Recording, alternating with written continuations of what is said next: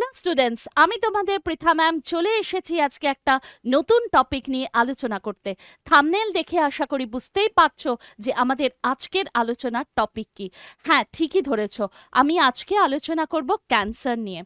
আমি অনেক সময় দেখেছি অনেকেই জিজ্ঞাসা করে আমাকে, অনেক স্টুডেন্টরা জিজ্ঞাসা করে যে ম্যাম ক্যান্সার কি, বা অনেক সময় দেখেছি স্টুডেন্টরা বলছেন যে ম্যাম বাড়িতে কারোর ক্যান্সার হয়েছে, তো ম্যাম ক্যান্সার কিভাবে হয়েছে, বা ক্যান্সার কি, ক্যান্সারের প্রকারভেদ কি, ক্যান্সার কি নানা রকমের হয়, বা ক্যান্সারের কি কোনো ভ্যাকসিন আছে। তো এই সংক্রান্ত নানা রকমের কোয়ারিজ আমি প্রচুরবার ফেস করেছি স্টুডেন্টদের থেকে বা অন্যান্য সবার থেকেই। তো সেই জন্যই আজকে আমি তোমাদেরকে খুব ছোট্ট করে দেখো আলোচনা করে দিচ্ছি যে ক্যান্সার কি, বা ক্যান্সারের কারণ কি, বা ক্যান্সার নানা রকম হতে পারে। তো সেইগুলো নিয়েই আজকে আমি আলোচনা করছি। তো চলো শুরু করা যাক। হ্যাঁ, তো যেরকম বলছিলাম যে সারা পৃথিবীতে প্রতিদিন বহু মানুষ ক্যান্সার রোগে আক্রান্ত হয়, এবং ভারতবর্ষেও কিন্তু বহু মানুষ ক্যান্সার রোগে প্রতিদিন আক্রান্ত হচ্ছে। তো এর কি কোনো চিকিৎসা নেই?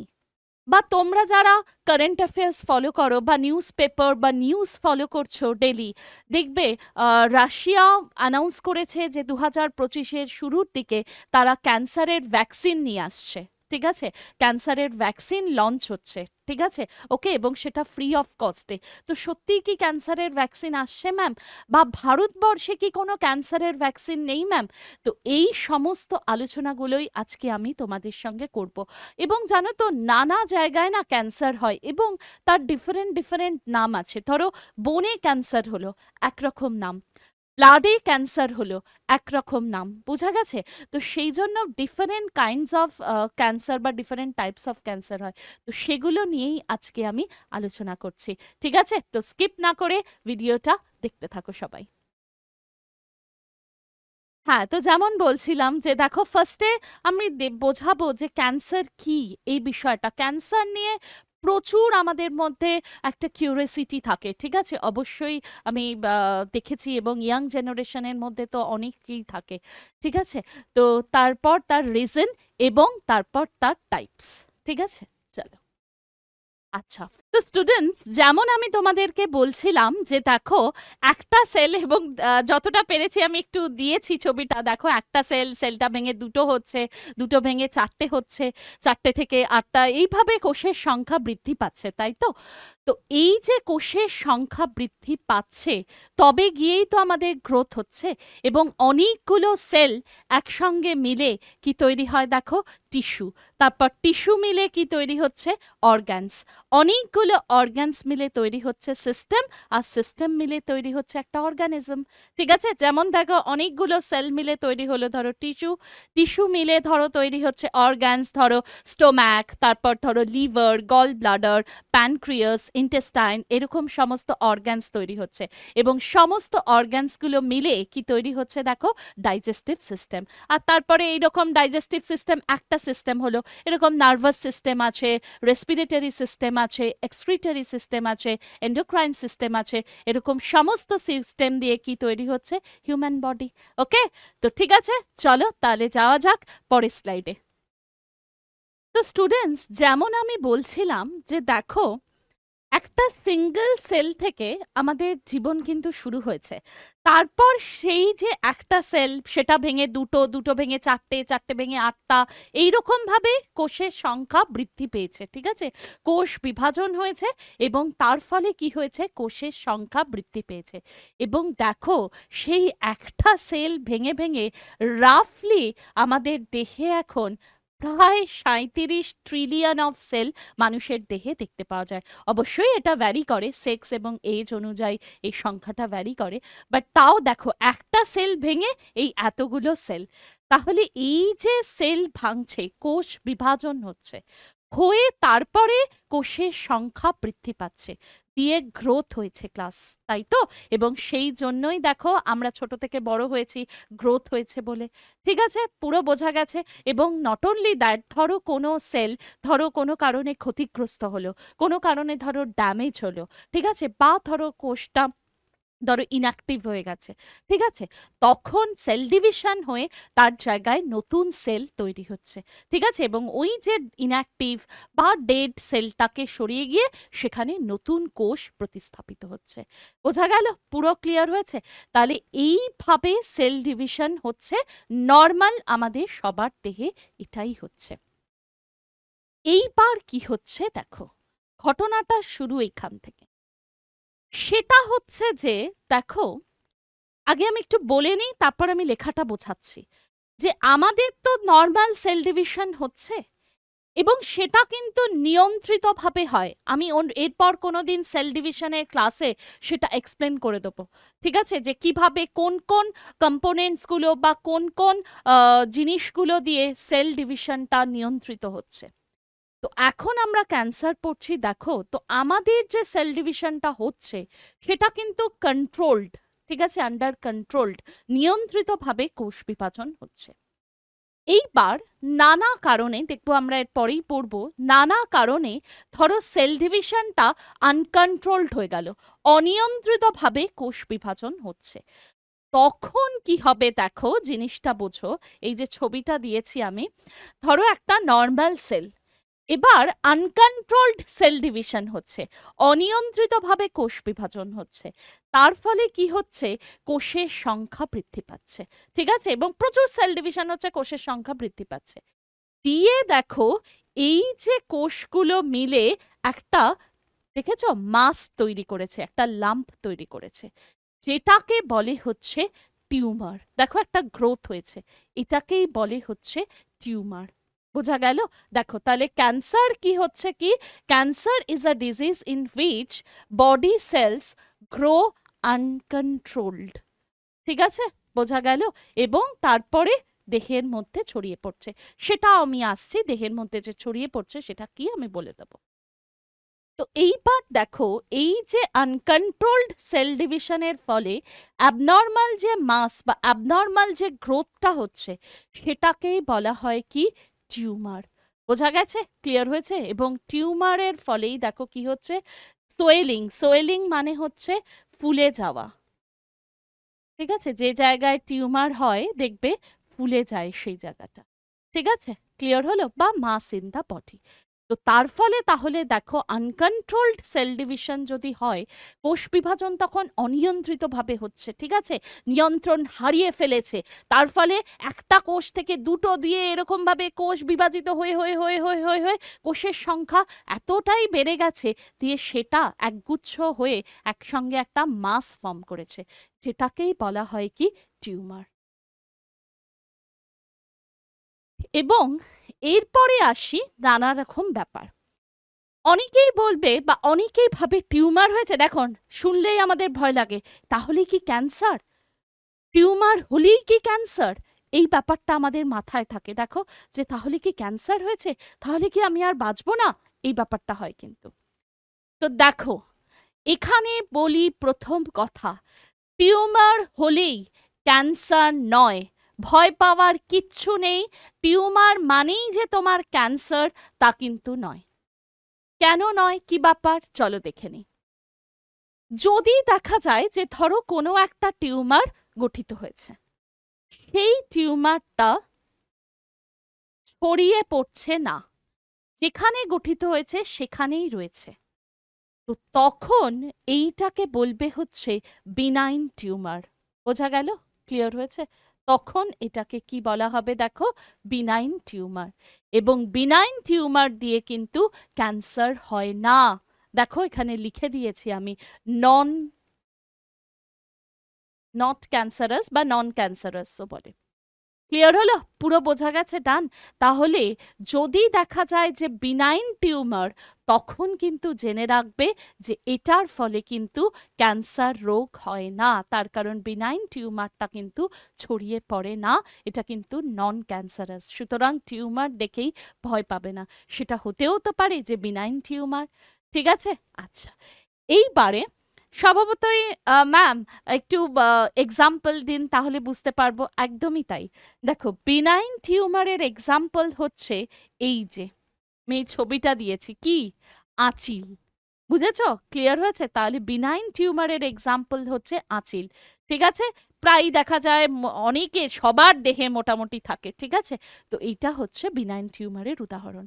বা রিসেন্ট একটা টার্মের সঙ্গে মেয়েরা অনেক সময় দেখা যাচ্ছে যে পরিচিত হচ্ছে বা ফেস করছে, সেটা হচ্ছে জরায়ুতে ফাইব্রয়েডস।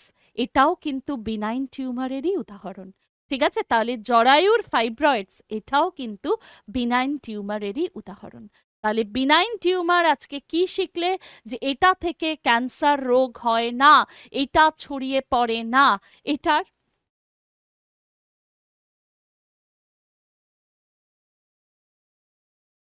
এটার উদাহরণ হলো আঁচিল। ঠিক আছে? এবং জরায়ুর ফাইব্রয়েডস। বোঝা গেল? ক্লিয়ার? এইবার আসি, আরেকটা টিউমার লেখা আছে দেখো, ম্যালিগন্যান্ট টিউমার, তাই না? আচ্ছা, তো এই ম্যালিগন্যান্ট টিউমারটা কি হচ্ছে? এই ম্যালিগন্যান্ট টিউমারটা হচ্ছে ক্যান্সারাস। এই ম্যালিগন্যান্ট টিউমার যদি হয় তখনই ভয়ের কারণ, তখনই জানবে যে এটা ক্যান্সার রোগ সৃষ্টি করতে পারে। ঠিক আছে? এবং ম্যালিগন্যান্ট টিউমার বা ম্যালিগন্যান্ট এই যে সেলগুলো, এগুলো কি করতে পারে না, এক জায়গায় থেকে আরেক জায়গায় ছড়িয়ে পড়তে পারে। তো দেখো, এই যে আমি লিখেছি spreading of cancerous cell, cancer কোষের ছড়িয়ে পড়ার এই যে ঘটনাটা এক জায়গা থেকে অন্য জায়গায় থ্রু সার্কুলেশন, রক্ত, লিম্ফ, এই সবের মাধ্যমে এই যে ক্যান্সারের কোষটা এক জায়গা থেকে অন্য জায়গায় যে ছড়িয়ে পড়ছে, এই ছড়িয়ে পড়ার পদ্ধতিটাকে বলা হয় মেটাস্ট্যাসিস। মনে থাকবে, এই ছড়িয়ে পড়ার পদ্ধতিটাকে বলা হয় মেটাস্ট্যাসিস। এবং এখান থেকে যারা পরীক্ষার জন্য প্রস্তুতি নিচ্ছ, এটা কিন্তু একটা খুব ইম্পর্ট্যান্ট একটা শব্দ। এই শব্দটা থেকে কিন্তু বহুবার পরীক্ষায় কোয়েশ্চেন এসছে। তো এই যে ম্যালিগন্যান্ট টিউমার বা ম্যালিগন্যান্ট বা ক্যান্সারাস সেলগুলোর এই যে এক জায়গায় থেকে অন্য জায়গায় এই যে ছড়িয়ে পড়ার ঘটনাটা, এটাকে বলা হয় মেটাস্ট্যাসিস। বোঝা গেছে? এবং এই মেটাস্ট্যাসিস যদি হয়, তার মানে তখন বোঝা যায় যে এটা malignant tumour which causes cancer. ঠিক আছে? ক্লিয়ার? তাহলে টিউমার হলেই আগেই ভয় পাবে না। ঠিক আছে? হতেও তো পারে যেটা বিনাইন টিউমার। ঠিক আছে? তাহলে টিউমার দু রকমের সাধারণত। ঠিক আছে? বিনাইন টিউমার আর ম্যালিগন্যান্ট টিউমার। ঠিক আছে? ওকে, ডান। চলো। আচ্ছা, এই যে ছবিটা, এই ছবিটা দেখো, আমি বলছি এই ছবিটা দিয়েছি আমি এজন্যই যাতে তোমাদের আরো ভালো করে তোমরা বুঝতে পারো, সেজন্যই আমি দিয়েছি। ধরো এইখানে প্রথমে ম্যালিগন্যান্ট টিউমারটা হয়েছে বা ম্যালিগন্যান্ট সেল, তারপরে দেখো মেটাস্ট্যাটিক চলন দিয়ে মেটাস্ট্যাসিস হয়ে এটা লিভারে গেছে, তারপরে দেখো লাংয়ে গেছে। এইভাবে দেখো এই যে ক্যান্সারটা এক জায়গায় থেকে আরেক জায়গায় ছড়িয়ে পড়ছে দেহের মধ্যে।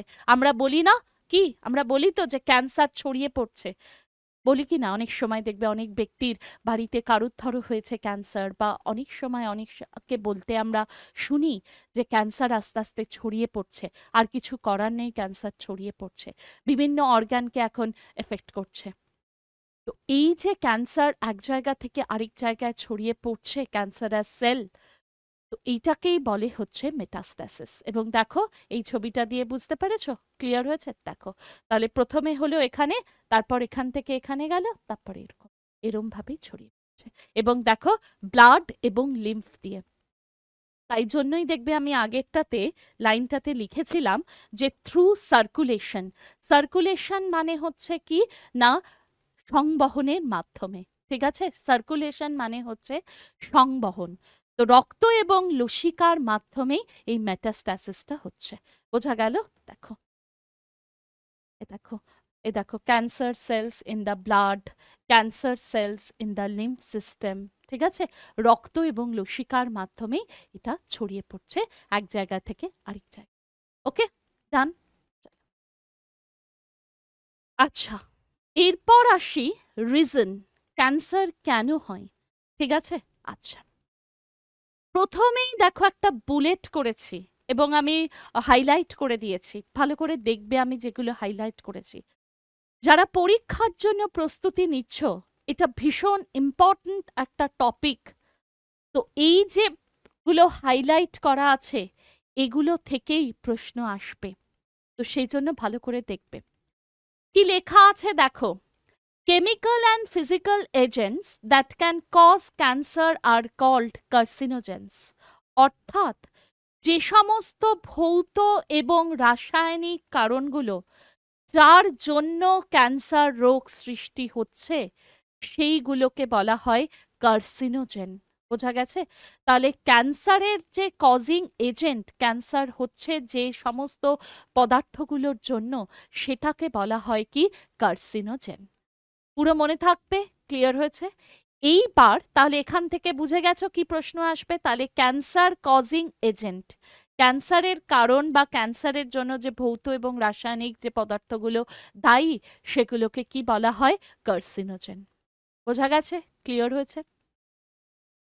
এইবার দেখো, এই যে কার্সিনোজেন বা বহু ফ্যাক্টর তো দায়ী ক্যান্সারের জন্য, সেগুলো কি কি চলো আমরা এবার দেখে নিই। প্রথমে হচ্ছে ফিজিক্যাল ফ্যাক্টর। ফিজিক্যাল ফ্যাক্টর মানে ভৌত কোন কোন ফ্যাক্টরগুলো কি কি না, ওভার এক্সপোজার। ওভার এক্সপোজার মানে অধিক সময়, এবং সেই জন্যই দেখবে যখন এমআরআই করতে যাওয়া হয় বা ধরো কোনো সিটি স্ক্যান করতে যাবে, দেখবে অন্য কাউকে কিন্তু অ্যালাউ করে না। ঠিক আছে? তার কারণ দীর্ঘক্ষণ যদি ওখানে এক্সপোজার হয়, তাহলে কিন্তু ক্যান্সারাস সেলের কিন্তু ডেভেলপ করার একটা সম্ভাবনা থেকে থাকে। ঠিক আছে? ওই জন্য দেখবে জ্যাকেট ট্যাকেট একদম পরে থাকে। তো দেখো, ওভার এক্সপোজার টু রেডিয়েশন, ঠিক আছে, কি কি দেখো, এক্স রে, গামা রে, ঠিক আছে, ওকে, ইউভি রে অলসো, ঠিক আছে, এবং ইউভি রেজের জন্য তো স্কিন ক্যান্সার হয়। স্কিন ক্যান্সারের একটা অন্যতম কারণই তো হচ্ছে ইউভি রে। ঠিক আছে? বোঝা গেল? আমি এখানে অ্যাড করে দিই।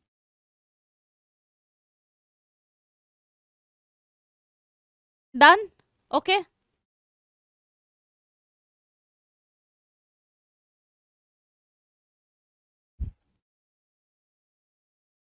দেখো, ইউভি রেজ। আচ্ছা, এইবার আসি chemical factor.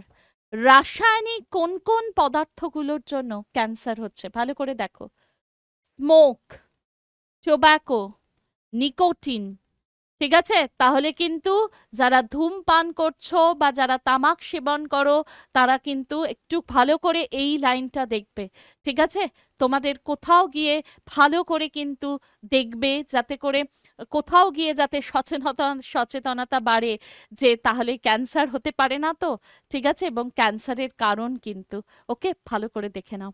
Nicotine, steroid, arsenic poisoning, এগুলো কিন্তু ক্যান্সারের কারণ। ঠিক আছে? নেক্সট ভীষণ ইম্পর্ট্যান্ট একটা লাইন, অঙ্কোজিন। দেখতে পেয়েছো? আচ্ছা, আগে আমি বলি অঙ্কোজিন কি লিখেছি দেখো। An oncogene is a mutated জিন দ্যাট ক্যান কজ ক্যান্সার। তাহলে ক্যান্সার কজিং যে জিনটা বা যে জিনটার কারণে ক্যান্সার রোগ হয়, সেটাকে কি বলা হয়? সেটাকে বলা হয় অঙ্কোজিন। মনে থাকবে? ক্লিয়ার হয়েছে? দেখো, তাহলে ক্যান্সার হচ্ছে যে জিনটার জন্য, সেই জিনটাকে বলা হয় কি? অঙ্কোজিন। ঠিক আছে? আচ্ছা, এইবার দেখো বলেছি যে একটা অঙ্কোজিন কিন্তু একটা মিউটেটেড জিন। মিউটেটেড জিন মানে কি সেটা আমি তোমাদের একটু পরে এক্সপ্লেন করব। ঠিক আছে? মিউটেশন মানে কি, মিউটাজেন কি, সেটা আমি একটু পরেই তোমাদের এক্সপ্লেন করছি। এবং তার ফলে দেখো কি হচ্ছে, change from a proto-oncogene which is a gene that control normal cell growth and cell division। আচ্ছা, এই লাইনটার মানেটা বুঝিয়ে দিই। সেটা হচ্ছে এই যে দেখো প্রোটো অঙ্কোজিনটা রয়েছে, এই প্রোটো অঙ্কোজিনটা আমাদের দেহে কি করছে না, নর্মাল সেল ডিভিশন এবং নর্মাল গ্রোথের জন্য দায়ী। ঠিক আছে? নর্মাল তোমার আমার যে সেল ডিভিশন হচ্ছে, সেটা হচ্ছে কার কারণে? প্রোটো অঙ্কোজিনের জন্য। ঠিক আছে? ক্লিয়ার হয়েছে? এইবার কোনো কারণে ধরো জিনগত কোনো পরিবর্তন হলো, তার ফলে কি হচ্ছে, এই প্রোটো অঙ্কোজিন থেকেই কিসে কনভার্ট হয়ে যাবে? অঙ্কোজিন, যার কারণে ক্যান্সার হবে। বোঝা গেছে? আবার বোঝাচ্ছি, দেখো স্বাভাবিক অবস্থায় কই আমাদের তো ক্যান্সার হচ্ছে না, তার কারণ স্বাভাবিক অবস্থায় প্রোটো অঙ্কোজিন আছে, অঙ্কোজিন নেই, প্রোটো অঙ্কোজিন আছে, যেটা কি করছে, সেল ডিভিশন করছে, গ্রোথ হচ্ছে তার জন্য। ক্লিয়ার হলো? বোঝা গেছে? এইবার ধরো কোনো কারণে জিনের পরিবর্তন হলো, ঠিক আছে, তার ফলে ওই প্রোটো অঙ্কোজিনটা এবার কিসে পরিণত হয়ে যাচ্ছে বলো তো? অঙ্কোজিনে, যার কারণে ক্যান্সার হচ্ছে। এবার বোঝা গেল? পুরো ক্লিয়ার হয়েছে? দেখো, ডান। আচ্ছা, এছাড়াও কি আছে দেখো, টিউমার সাপ্রেসার জিন, নামের মধ্যেই লুকিয়ে আছে দেখো, টিউমার সাপ্রেসার। তার মানে কি? যেটা টিউমারকে সাপ্রেস করছে, অবদমিত করছে, টিউমার হতে দেয় না। বোঝা গেল? পুরো ক্লিয়ার হয়েছে? তো দেখো লেখা আছে normally prevents cancer from occurring, তার মানে কি ক্যান্সার হতে বাধা দান করে, ঠিক আছে। এইবার ধরো কোনো কারণে এই জিনটা ইনঅ্যাক্টিভেটেড হয়ে গেল, ঠিক আছে, নিষ্ক্রিয় হয়ে গেল, তখন কি হবে? ক্যান্সার হবে। তার কারণ টিউমারকে তো আর অবদমিত করতে পারছে না, তার ফলে কি হচ্ছে, কেন কি জিনটাতেই তো নিষ্ক্রিয় হয়ে গেছে, তার ফলে টিউমার হতে পারে, এবং ম্যালিগন্যান্ট টিউমার যদি হয় ক্যান্সার হবে। বুঝলে? পুরো ক্লিয়ার? একদম ডান। নেক্সট হচ্ছে মিউটেশন কি, এটা খুব খুব খুব গুরুত্বপূর্ণ। যারা বিভিন্ন রকম পরীক্ষার প্রস্তুতি নিচ্ছ, ছাত্রছাত্রীদের বলছি, এই শব্দটা ভীষণ ভীষণ ভীষণ ইম্পর্ট্যান্ট একটা শব্দ। খুব ভালো করে কিন্তু পরীক্ষার যারা প্রস্তুতি নিচ্ছ দেখে নেবে, ঠিক আছে। কি লেখা আছে দেখো, a mutation is a change in the DNA sequence of an organism. তো ধরো ক্লাস, ডিএনএর একটা সিকোয়েন্স রয়েছে, ঠিক আছে, তো সেই যে ডিএনএর যে সজ্জাটা, সেই যে রীতিটা, সেটা কোনো কারণে পরিবর্তিত হলো। তো এই যে পরিবর্তনটা হচ্ছে, এটাকেই বলা হয় মিউটেশন। বোঝা গেছে? ক্লিয়ার হয়েছে? তাহলে জিন বা ডিএনএর যদি কোনো কারণে পরিবর্তন হয়, ডিএনএ সজ্জার বা ডিএনএ রীতির বা ডিএনএ সিকোয়েন্সের যদি কোনো কারণে কোনো চেঞ্জেস হয়, কোনো পরিবর্তন হয়, তখন সেটাকে বলা হয় কি? মিউটেশন। বোঝা গেছে? এবং তার ফলে কি হচ্ছে, এই যে দেখো জিনটা যে মিউটেটেড হয়ে গেল না, পরিবর্তন হয়ে গেল, এটার ফলে কিন্তু ক্যান্সার হওয়ার সম্ভাবনা অনেকটাই বেড়ে যায়। এই যে দেখো, ধরো একটা নর্মাল প্রোটো অঙ্কোজিন আছে, কোনো কারণে এই প্রোটো অঙ্কোজিনটা ধরো ওই ডিএনএ সিকোয়েন্সে পরিবর্তন হয়ে গেছে, বুঝতে পেরেছো? তাহলে তো প্রোটো অঙ্কোজিনটা কি হচ্ছে? মিউটেটেড হয়ে গেছে। এইবার এই প্রোটো অঙ্কোজিনটা মিউটেটেড হয়ে তখন কি হয়ে গেল দেখা গেছে? অঙ্কোজিন, অঙ্কোজিনে চেঞ্জ হয়ে গেল, এবং তার ফলে দেখা যাচ্ছে ক্যান্সার হচ্ছে। এবার বুঝতে পেরেছো? পুরো ক্লিয়ার হয়েছে কিনা দেখে নাও, ঠিক আছে? ওকে, ডান। এবং আমি একটা এক্সাম্পলে দিয়েছি, দেখো খুব ভালো এটা ব্যাপারটা বোঝা যাচ্ছে কিনা দেখো। ধরো ডিএনএর অরিজিনাল সিকোয়েন্স হচ্ছে এইটা, ওপরেরটা। দেখো থাইমিন আছে, ডিএনএতে কি কি নাইট্রোজেন বেস আছে সেটার জন্য আমি আরেকদিন ক্লাস নিয়ে নেব, ঠিক আছে। ডিএনএ, আরএনএ, নিউক্লিক অ্যাসিড, সেটার আমি আরেকদিন তোমাদেরকে ক্লাস নিয়ে নেব, ঠিক আছে। আজকে শুধু এইটুকুনি জেনে রেখে দাও যে ডিএনএর মধ্যে কি কি নাইট্রোজেন বেস আছে। অ্যাডেনিন আছে,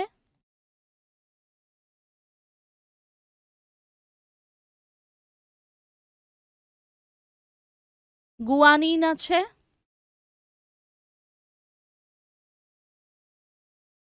সাইটোসিন আছে,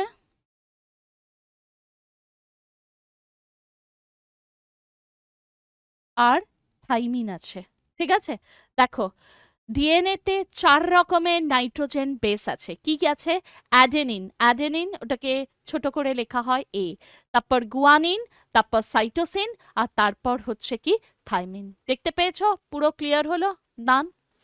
তো এইবার ছবিটাতে দেখো টি লেখা আছে, তাই তো? তো টি মানে কি? থাইমিন। তাহলে দেখো থাইমিন আছে, এক মিনিট, দেখো থাইমিন, তারপরে অ্যাডেনিন, তারপর আবার অ্যাডেনিন, সাইটোসিন, থাইমিন, গুয়ানিন, এরম ভাবে রয়েছে। এইবার খেয়াল করে দেখো এই জায়গাটাতে, এই জায়গাটাতে বা এইটাতেও দেখতে পারো,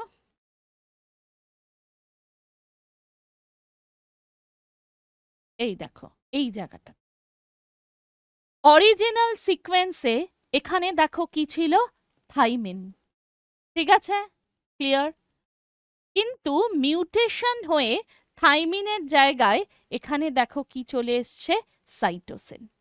বুঝতে পেরেছো? তাহলে ডিএনএর যে সিকোয়েন্স সেটা পরিবর্তিত হয়ে গেছে। অরিজিনাল সিকোয়েন্সে দেখো কি ছিল, থাইমিন ছিল, ঠিক আছে, ক্লিয়ার। তারপর আফটার মিউটেশন দেখো কি হয়ে গেছে, সেখানে সাইটোসিন। তো এই যে ডিএনএ সিকোয়েন্সে যে পরিবর্তনটা হলো, এই যে ডিএনএ সজ্জারীতির যে পরিবর্তনটা, এটাকেই বলে হচ্ছে মিউটেশন। বোঝা গেছে? তো এইবার এই জিনটা তাহলে কি হয়ে গেল, মিউটেটেড জিন।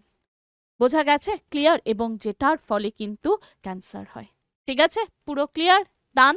এছাড়াও আরো অনেক ব্যাপার আছে, চলো নেক্সট হচ্ছে দেখো ডিএনএ টাইপ, সরি ক্যান্সারের টাইপ সরি ক্যান্সারের টাইপ। সেটা হচ্ছে যে ক্যান্সার কত রকমের বা কোথায় কোন ক্যান্সারটা হলে তার নাম কি, সেইটা একটুখানি দেখে নাও। দেখো কি লিখেছি আমি, কার্সিনোমা, ঠিক আছে। তো কার্সিনোমা মানে কোথায় ক্যান্সার হয়েছে, দেখো এপিথেলিয়াল সেলস, আবরণী কোষে ক্যান্সার হয়েছে। তাহলে এপিথেলিয়াল সেলে যদি ক্যান্সার হয় সেটাকে কি বলা হবে, কার্সিনোমা। বোঝা গেল? ক্লিয়ার। আচ্ছা, নেক্সট হচ্ছে দেখো সার্কোমা।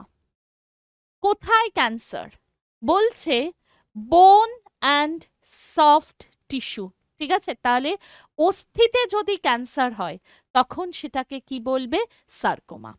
বা আরো যদি তোমরা স্পেসিফিক্যালি বলতে চাও, দেখো muscle, fat, blood vessels, lymph vessels, connective tissue, tendon, ligament, এইখানে যদি ক্যান্সার হয় তখন সেটাকে বলে সার্কোমা।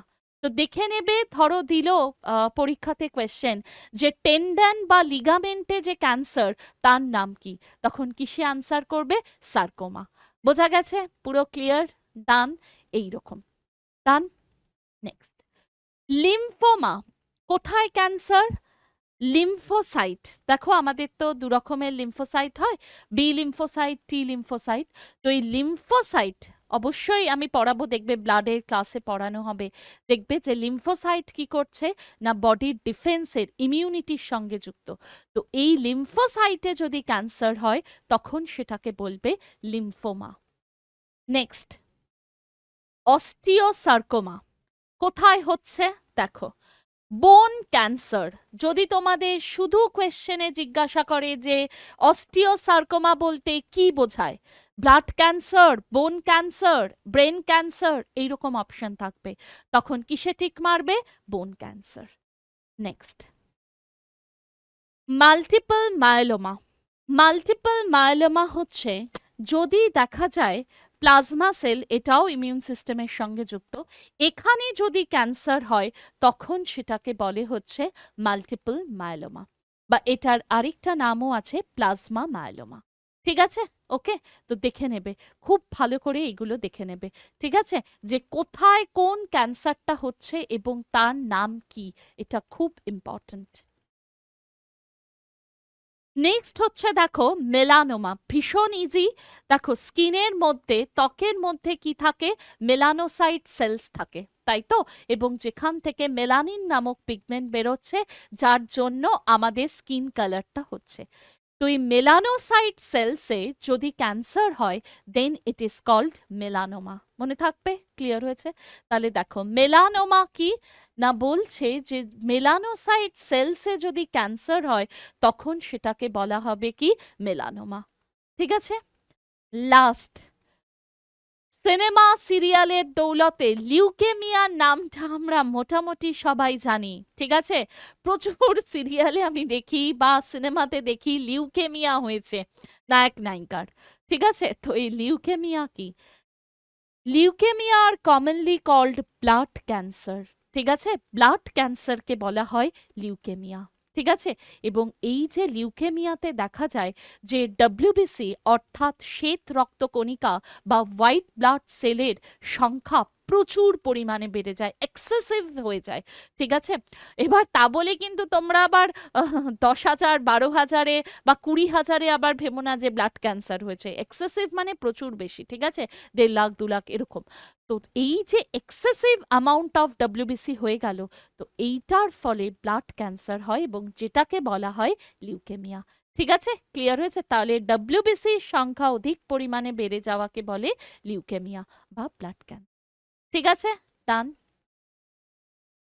আচ্ছা, নেক্সট যেখান থেকে আমি শুরু করেছিলাম যে ম্যাম ক্যান্সারের কি কোনো ভ্যাকসিন নেই, বা এই যে ম্যাম শুনছি যে ভ্যাকসিন আবিষ্কার হবে, সেটা কি সত্যি?